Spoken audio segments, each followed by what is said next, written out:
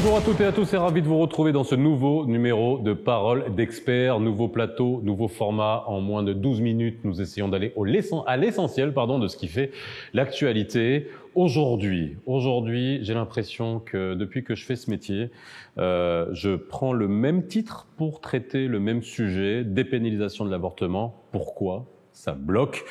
On en parle bien évidemment parce que l'actu, un fait, mais on peut même plus appeler ça un fait divers, la mort tragique de la petite Myriam, enfin une adolescente de 15 ans à Middleton, relance encore une fois, remet sur le devant de la scène la dépénalisation de l'avortement, ou en tout cas l'assouplissement de la dépénalisation de l'avortement. Où en est-on aujourd'hui ? Est-ce que ce fait tragique va relancer le débat? C'est la question qu'on se pose aujourd'hui. N'hésitez pas à réagir sur les réseaux sociaux, sur tous nos réseaux sociaux, et abonnez-vous à notre chaîne YouTube. Je reçois pour en parler aujourd'hui le professeur Shafer Chalabi. Professeur, comment ça va? Écoutez, ça pourrait aller mieux, hein, vraiment. Oui. Alors, c'est vrai qu'on se voit à chaque fois dans des moments qui sont tragiques. Absolument. Parce que la situation est tragique. Et dramatique. qui a une résonance particulière au lendemain du décès de la regrettée Aïcha Chenna. Et c'est vrai que voilà, on est dans ce momentum-là où j'ai eu l'occasion de la recevoir sur beaucoup de plateaux, de vous recevoir sur beaucoup de plateaux, radio ou télévision, et on a l'impression qu'on redit la même chose à chaque fois et qu'on attend qu'un drame arrive. Alors, on revient sur ce drame qui est finalement la jeune Myriam de la région de Middleton, un avortement clandestin suite à un viol, suite à une exploitation sexuelle. Donc on est vraiment en plus dans une situation qui est sordide, grave, etc. Est-ce que depuis que vous menez le combat pour un avortement encadré, on va prendre des pincettes pour en parler parce que ça peut peut-être heurter des gens, est-ce que ça a avancé ou c'est toujours dans cette espèce de blocus Merci, Monsieur Faisal Sadlaoui, de m'inviter encore une fois, parce que je sais que vous êtes très sensible aussi à la question. Et malheureusement, nous vivons un drame, nous vivons une tragédie. Et c'est un drame et une tragédie de trop, parce que le décès de la petite Myriam aurait pu être évité. Si la loi l'autorisait véritablement à faire un avortement légal dans un hôpital avec les conditions sanitaires adéquates, elle n'en serait pas morte, véritablement. Donc vraiment, je trouve que c'est la goutte qui a fait déborder le vase. Mais ce vase aurait dû déborder depuis très longtemps. Ça fait maintenant des années que nous nous battons pour donner la possibilité, ne serait-ce que dans certaines conditions, dans certaines situations, à des jeunes femmes ou des jeunes filles d'aller pouvoir faire leur interruption médicalisée de grossesse. Je ne veux même pas, parce que moi je ne parle même pas ici d'IVG, parce qu'on parle d'IVG, c'est-à-dire volontaire, c'est-à-dire n'importe qui. Je sais qu'on n'en est pas là, mais... Bon, on n'est pas là d'un point de vue mentalité, d'un point de vue aussi de notre société, on est bien d'accord. Exactement. Donc, au moins, pour que des jeunes femmes ou des jeunes filles n'aient pas des complications gravissimes qui peuvent les conduire au décès. Est-ce qu'on peut redire aux gens qui nous regardent à combien on estime le nombre d'avortements clandestins? Est-ce qu'on a une estimation nombre d'avortements clandestins? Et deuxième question, là, c'est quelque chose qui est visible. Est-ce qu'il y a aussi beaucoup de femmes, de jeunes filles qui, suite à un avortement clandestin, vont pas trouver la mort tout de suite, mais vont avoir des handicaps ou même mourir peut-être quelques mois après et que ça va passer inaperçu? Tout à fait. Vous allez être choqué par le nombre d'avortements qui se passe chaque jour au Maroc.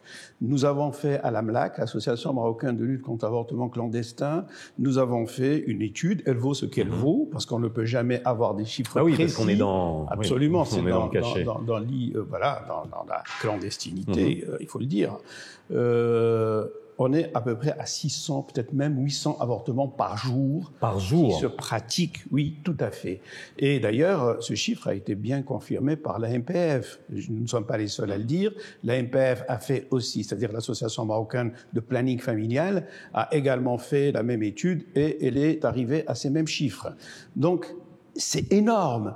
Et cela prouve que ce n'est pas en interdisant par la loi l'avortement que celui-ci n'est pas fait. Bien au contraire, il faut agir autrement. Certes, il faut agir en amont. Certes, il faut de l'éducation sexuelle, il faut travailler sur les moyens de contraception, etc. Mais de toute façon, une grossesse non désirée arrive et peut arriver à n'importe qui. Il y a plein de situations dramatiques où on peut tomber dans le piège d'une grossesse non désirée. Et quand une personne a une grossesse non désirée, première chose qu'elle va avoir en l'esprit, c'est d'aller se faire avorter. Alors tant qu'à faire... Ou alors d'abandonner dans les cas les plus extrêmes, et on sait le nombre d'enfants abandonnés qu'on peut avoir chaque jour. Vous ne pouvez pas vous imaginer, effectivement, parce que la grossesse non désirée, il n'y a pas, bien sûr, première chose qui vient en tête à la personne, c'est de se faire avorter, mais il y a aussi d'autres conséquences. Il y a des suicides. J'ai vu beaucoup de tentatives de suicide à cause d'une grossesse non désirée d'une jeune fille qui n'a pas, elle a trouvé personne pour l'aider. J'ai vu aussi des crimes d'honneur. J'ai vu aussi des jeunes filles qui ont été expulsées du giron familial et qui ont été poussées finalement vers la prostitution alors qu'elles rêvaient d'une autre vie. J'ai vu malheureusement ceux qui ont pratiqué à tort ou à raison un avortement être mis en prison, alors qu'on a besoin d'eux plutôt dans des hôpitaux et dehors plutôt qu'à l'intérieur d'une prison.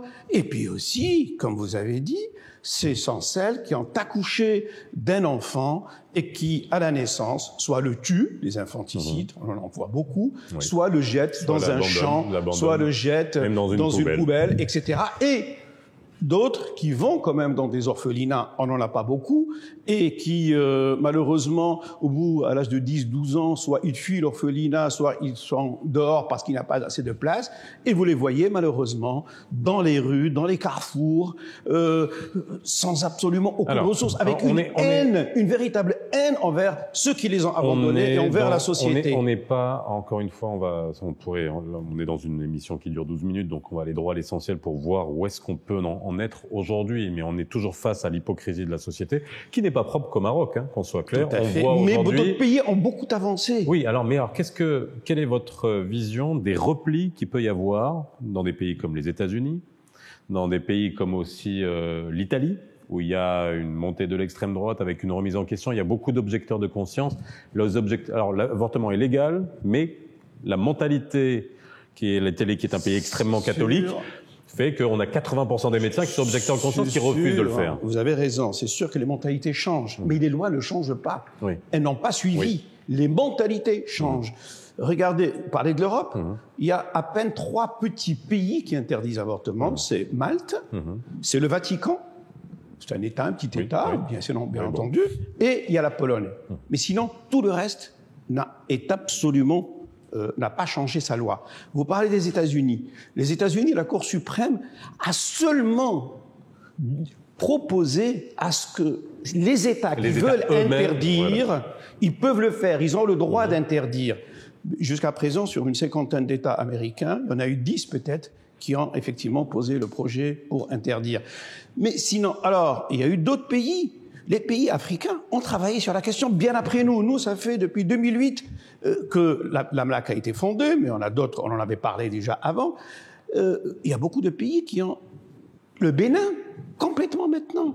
L'Afrique du Sud, ça a été depuis très longtemps. La Zambie, la Tanzanie. Il y a beaucoup de pays qui ont avancé. Nous n'avons pas avancé. Pourquoi, vous allez me dire? Oui. Pourquoi, vous allez me dire? Alors, pourquoi? Bon, on a beaucoup de... alors, déjà...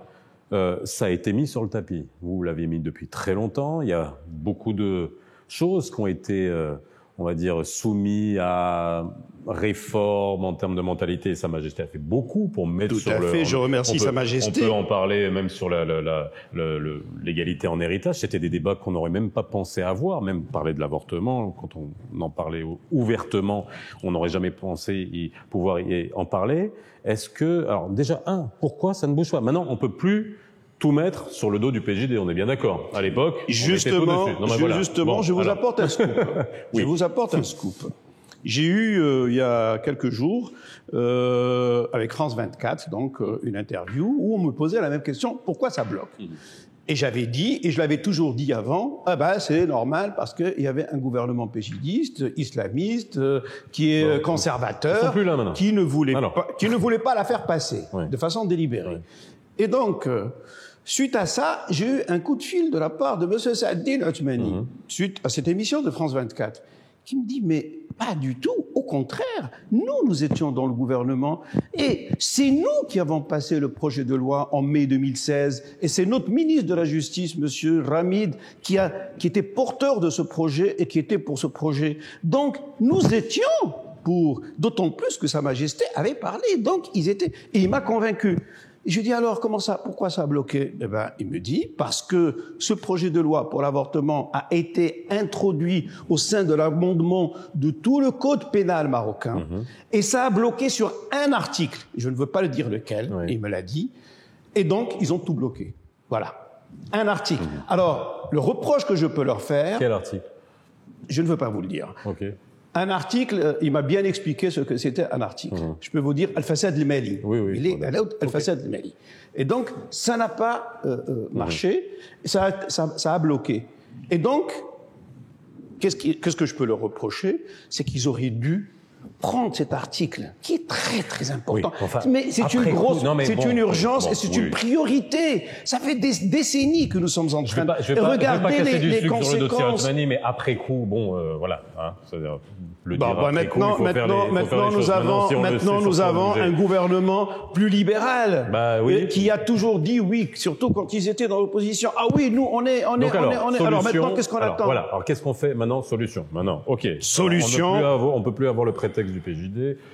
Solution. Ils doivent prendre absolument ce nouveau gouvernement. J'ai été voir. Il m'a reçu dans son bureau, Monsieur le ministre de la Justice, Wahbi, et il m'a promis qu'ils allaient faire un maximum. Mais ce qu'il faut faire, c'est de sortir, et c'est ce qu'il m'a dit, c'est de sortir ce projet de loi pour l'avortement, de le sortir de tout le code pénal marocain. D'ailleurs, ce n'est même pas normal qu'on le discute dans le code pénal, parce qu'il faut dépénaliser. On peut le discuter dans les commissions de la santé, on peut y discuter dans les commissions sociales, mais pas dans le code pénal. De santé publique. Il faut le faire sortir et le traiter d'urgence, parce que d'autres petites Myriam, d'autres femmes vont mourir à cause de l'avortement clandestin mal fait. Et on va le rappeler encore une fois, bien sûr, qui risque de mourir, ce sont les gens nécessairement, ou les jeunes filles ou les jeunes femmes qui n'ont pas les moyens, parce qu'elles vont aller voir des fausses d'anges. Absolument. Parce que toutes les personnes qui veulent faire des interventions, des interruptions de confort, et j'aime pas dire ce mot, mais on va dire que c'est catalogué comme ça, ont les moyens d'aller ailleurs, à l'étranger, et de revenir tranquillement, et ça c'est une chose. Et on va rappeler encore une fois ce que vous risquez, les médecins qui le font, je dis pas que vous le faites, j'ai dit les médecins qui le font, risquent jusqu'à entre 5 ans, jusqu'à 10 ans, et à 20 ans en cas de décès du patient.